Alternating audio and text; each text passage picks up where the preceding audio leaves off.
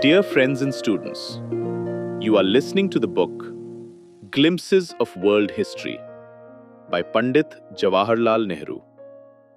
Chapter 16, The Glory That Was Hellas. January 23rd, 1931. The victories of the Hellenes or Greeks over the Persians had two results. The Persian Empire gradually declined and grew weaker, and the Greeks entered into a brilliant period of their history. This brilliance was short-lived in the life of a nation. It lasted less than 200 years altogether. It was not a greatness of wide empire, like Persia or the other empires that had gone before. Later, the great Alexander arose, and for a brief while, astonished the world by his conquests. But we are not now dealing with him. We are discussing the period between the Persian Wars and the coming of Alexander. A period of about 150 years from Thermopylae and Salamis. The Persian danger had united the Greeks. When this danger was removed, they again fell apart and soon started quarreling with each other. In particular, the city-states of Athens and Sparta were bitter rivals. But we shall not trouble ourselves about their quarrels. They have no importance, and we remember them only because of the greatness of Greece in those days in other ways. We have only a few books, a few statues, a few ruins of those days of Greece. Yet these few are such as to fill us with admiration, and to make us wonder at the many-sided greatness of the men of Hellas. How rich their minds must have been, and how deft their hands, to produce their beautiful statuary and their buildings. Phidias was a famous sculptor of those days, but there were many others of renown also. Their plays, tragedies and comedies are still among the greatest of their kind. Sophocles and Aeschylus and Euripides and Aristophanes and Pindar and Menander and Sappho and others can only be names for you now. But you will read their works when you grow up, I hope, and realize something of the glory that was Greece. This period of Greek history is a warning to us as to how we should read the history of any country.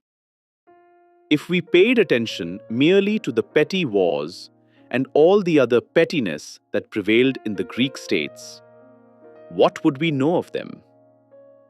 If we are to understand them, we must enter into their thought and try to appreciate what they felt and did. It is the inner history that really counts. And it is this that has made modern Europe, in many ways, a child of ancient Greek culture. It is strange and fascinating how in the lives of nations, such periods of brilliant life come and go. For a while, they brighten up everything and enable the men and women of that period and country to create things of beauty. People seem to become inspired. Our country too has had such periods. The earliest of these that we know of was the period which gave birth to the Vedas and the Upanishads and other books. Unfortunately, we have no record of those ancient days, and many beautiful and great works may have perished or may still await discovery. But we have enough to show what giants of mind and thought were those Indians of old. In later Indian history, we have also had such brilliant periods, and perhaps in our wanderings through the ages, we may come across them too. Athens especially became famous during this period. It had a great statesman for its leader. Pericles was his name, and for 30 years he held power in Athens. During this period, Athens became a noble city, full of beautiful buildings and great artists and great thinkers. Even now, it is spoken of as the Athens of Pericles, and we talk of the age of Pericles. Our friend Herodotus, the historian, who lived about this time in Athens, thought about this growth of Athens and, as he was fond of moralizing, drew a lesson from it. That the growing power of Athens was itself evidence that liberty is a good thing, since under despotic rule, the Athenians had been no better in war than their neighbors. But once free, each individual worked eagerly for himself rather than merely for a master, and so they far surpassed the others. I have mentioned the names of some of the great ones of those times. One of the greatest of that, or any time, I have not yet mentioned. His name was Socrates. He was a philosopher, always searching for truth.